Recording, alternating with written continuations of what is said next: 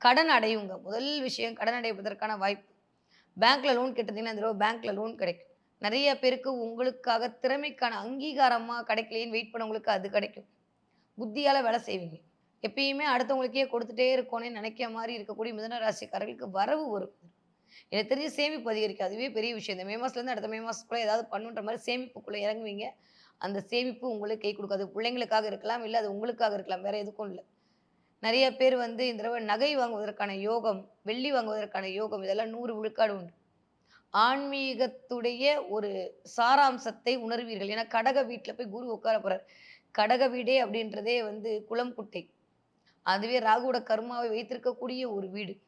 நெறைய பேருக்கு ஆன்மீகத்தோடு கனெக்ட் ஆகும். நெறைய நல்லவைகள்லாம் உங்களை தேடி வரும். புனர்பூச நட்சத்திரக்காரர்களுக்கு நீங்க எதிர்பார்த்திருக்க மாட்டீங்க. உங்கள வாங்க அப்படின்னு கூப்பிட்டு உங்களுக்கு ஒரு தலைமை பதவி, உங்களுக்கு ஒரு பெரிய செலிபிரிட்டி யோகம் கிடைக்க போகுது. மீடியா துறைக்குள்ள வரப்போறீங்க. நெறைய பேர் வந்துட்டு என்னதான் ஒரு மாரி இருந்தாலும், இந்த ஒரு மாதம் அப்படியே பட்டாம்பூச்சி பறக்கிற மாதமாவே இருக்கும்.